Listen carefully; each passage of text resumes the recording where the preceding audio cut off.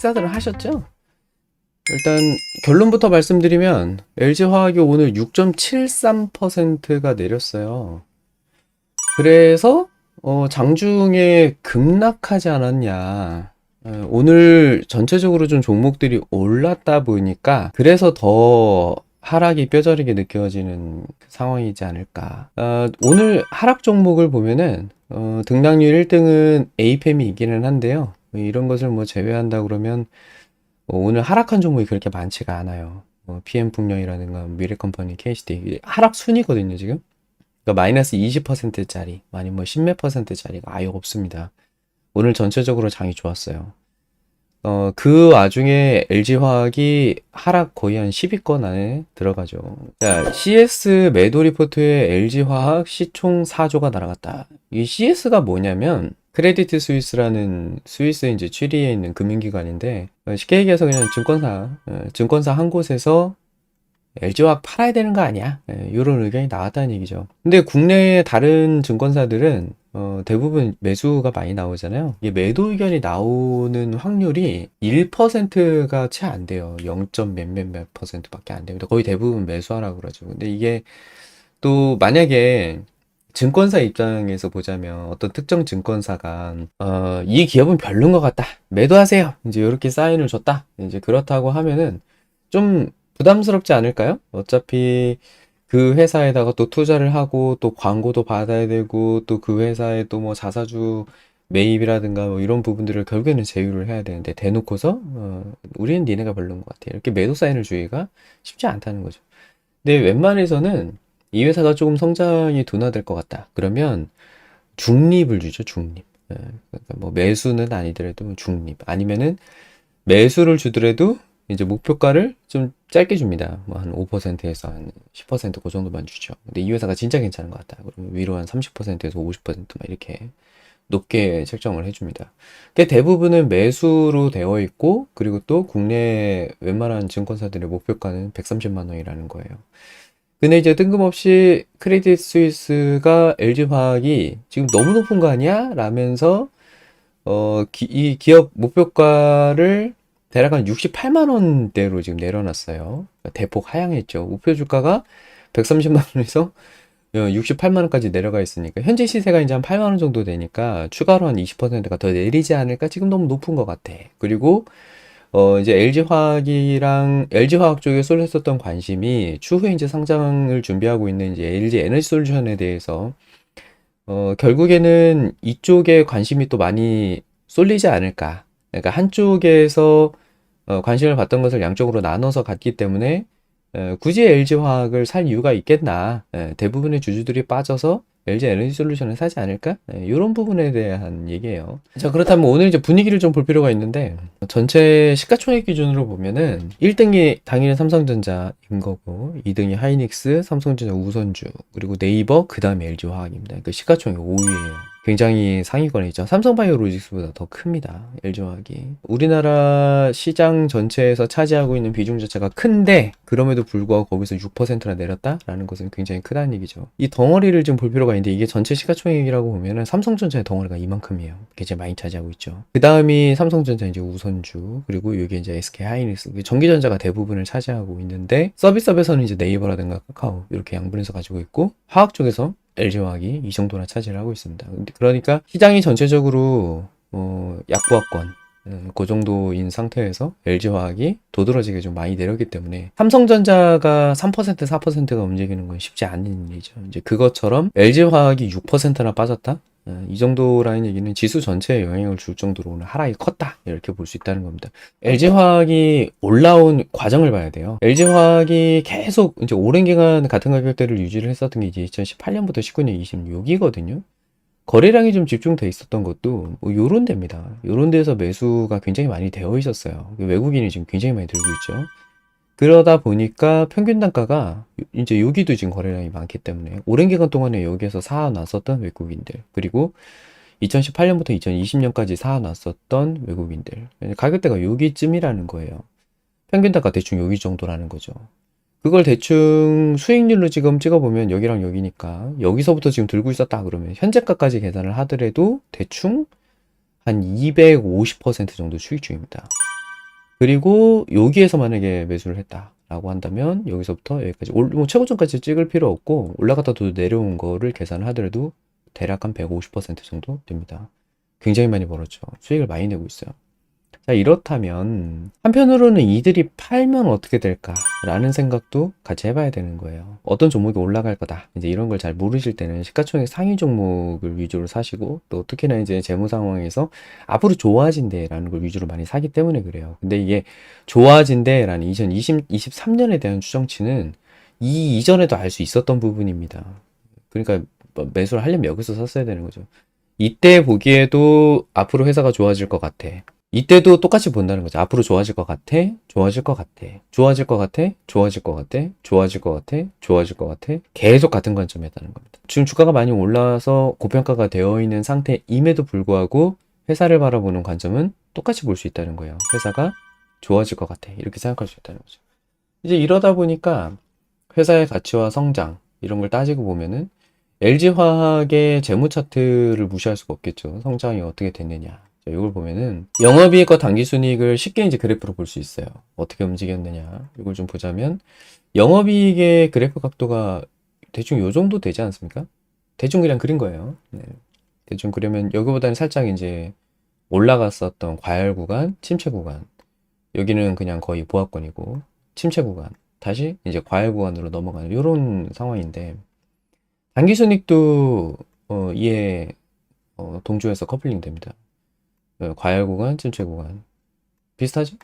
비슷하게 움직여요. 그렇다면 이걸 똑같이 이렇게 그려볼 수 있지 않겠는가. 자, 근데 현재 지금 주가가 여기로 와 있다는 얘기예요. 자, 이렇다는 얘기는 어떤 이제 기업을 바라볼 때 이 기업이 얼마치가 적정한 것이냐라는 부분은 사람들마다 이제 해석하는 관점이 다르죠. 자산 가치로 해석을 할 거냐, 아니면 이 회사가 뭐 주당 순이익이 얼마가 되느냐, 이걸로 해석을 할 거냐. 해석하는 것이 모호해요. 사람들이 이게 앞으로 더 올라갈 거다라고 생각을 하면 사람들이 더 매수를 해주기 때문에 주가가 올라가는 겁니다. 근데 주식을 그 기업의 가치를 사고 판다라고 생각하시는 분들이 있어요. 물론 투자 관점으로 보시는 분들이 있죠. 회사가 앞으로 이제 성장을 할 테니까 더 성장을 하면 주가가 더 많이 올라가지 않을까 이렇게 생각을 하고 그 회사의 미래 가치에 투자를 하겠다 이렇게 생각하시는 분들도 있지만 우리는 투자라기보다는 거의 거래를 하죠. 결국에는 리스크를 사고 파는 거예요.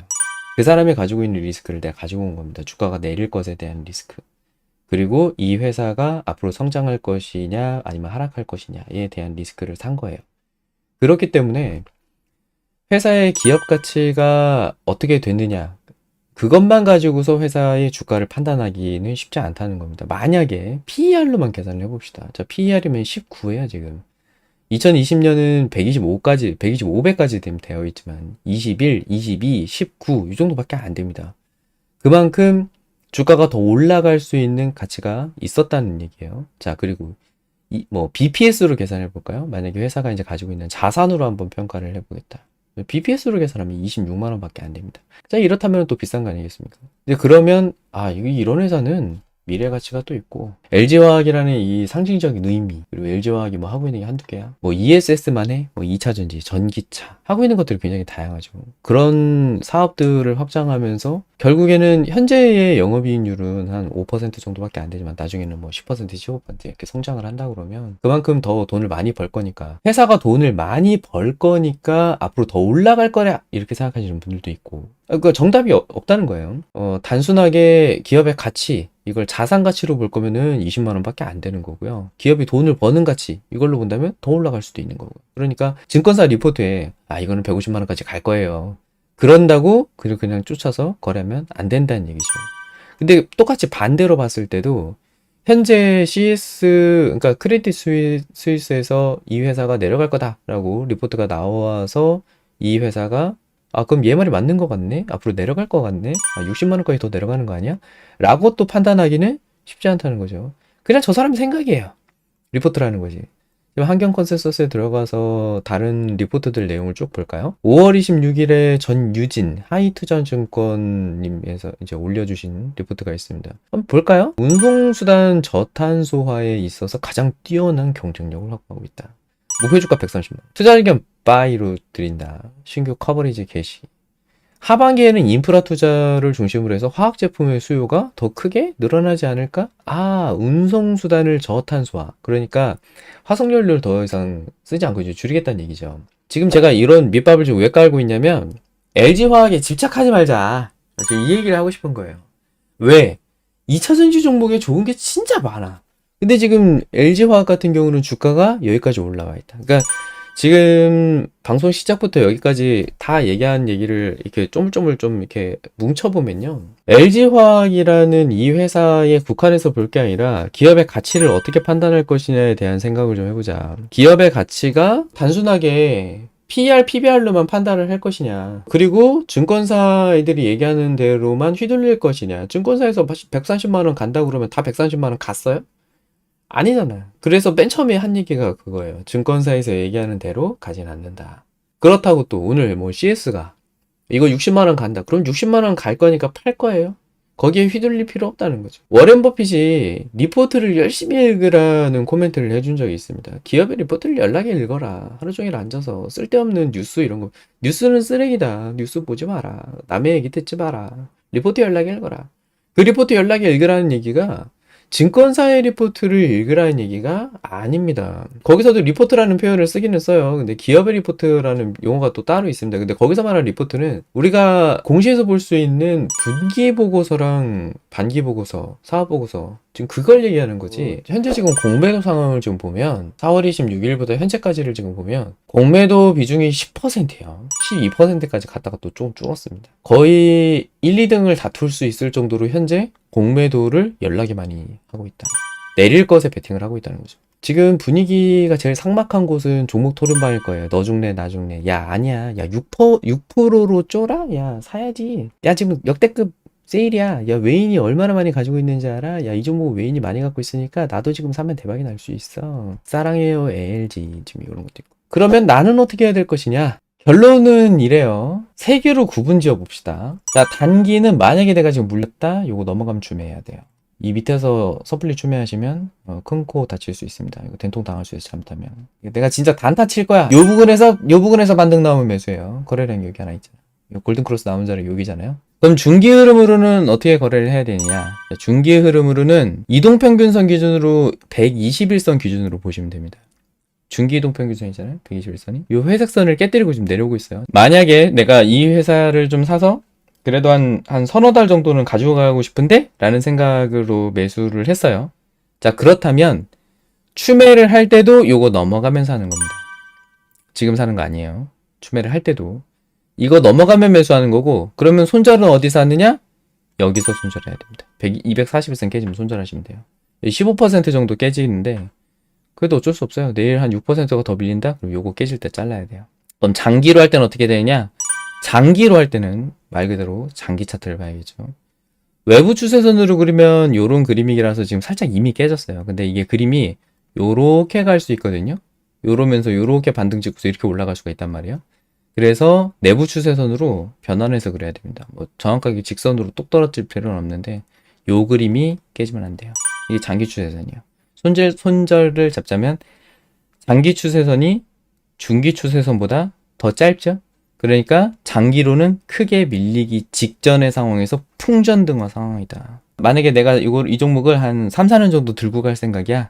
그렇다고 하더라도 내일 음봉 출발하면 비중 축소했다가 요 위로 넘어가면 다시 사면 돼요. 내일 만약에 음봉 출발하면 매도 다시 올라가는 여기서부터 매수하자. LG화학 같은 경우는 장기 트렌드로 매수를 하려고 하셨을 거예요. 나는 장기인지 단기인지 중기인지 기준이 없는데? 라고 한다면 장기 트렌드를 권장합니다. 현재 상태에서는. 일반적인 거래에서는 이평선으로 제가 주로 권장을 하죠. 근데 이 종목 같은 경우는 추세선으로 거래하시는 게 좋겠다. 자, 여기랑 여기에다가 선을 그리셔야 된다. 원래는 여기가 아니었을 거예요. 왜? 이때 당신 요거였거든. 이게 깨지면 안 되는 거였거든. 이게 이렇게 되고 있었거든. 이거 깨질 때까지는 냅둬도 되는 종목이었단 말이에요. LG화학이. 계속 올라갈 수 있는 상황. 인데 깨졌어. 상승 추세선을 이미 깼죠? 원래 자르려면 이런 데서 잘렸어야 됩니다. 여기랑 두 개를 연결해서 이렇게 보자. 내일 아침에도 음봉이 나온다? 그럼 조금 줄이자. 한 반이나? 3분의 1이나? 4분의 1 정도 잘랐다가 다시 그럼 재매수는 어디로 잡습니까? 거래량 많았던 라인. 그 라인을 넘어가면 여기가 매수 포인트라고 보시면 되겠습니다. 그래서 요 종목을 정확하게 삼각 수렴 이런 식으로 지금 그려놓은 건 아니에요. 좀 추세선을 수평 추세선과 상승 추세선 두 개를 지금 그려놓고서 그냥 이렇게 예시로 보여드리는 거지.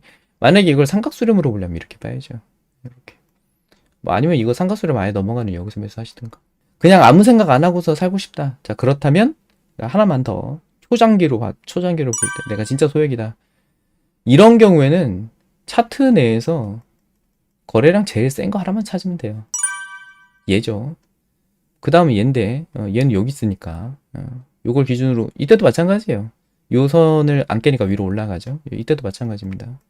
요 선만 안 깨면 초장기에서는 의미가 없어요. 한 100만원 종가입니다. 종가에다 선그려놓고 64만 5,600원 정도인데, 근데 아까 뭐 CS도 64만원 정도까지 내려가지 않겠어? 뭐 이렇게 얘기를 했으니까 만약에 내가 한 100만원 200만원 밖에 안 갖고 있어 그럼 64만원까지 눌리는 거 보고 64만원 부근에서 반등을 하면 그냥 거기서 매수를 하시라. 그게 차라리 낫겠다.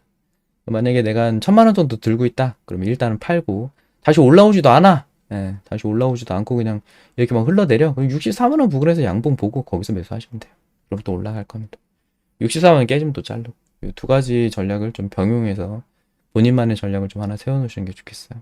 만약에 내가 오늘 LG화학이 좀 내린 것 같아가지고 신규로 좀 사볼까 해가지고 들어왔다? 지금은 사지 마세요. 만약에 내가 신규로 매수하고 싶다. 91만원 넘어가면 사세요. 91만원 넘어가면 사서 80만원 깨지면 파시면 되겠네. 91만원에 사서 81만원에 손절하자. 사고 팔고 올라가시면 됩니다.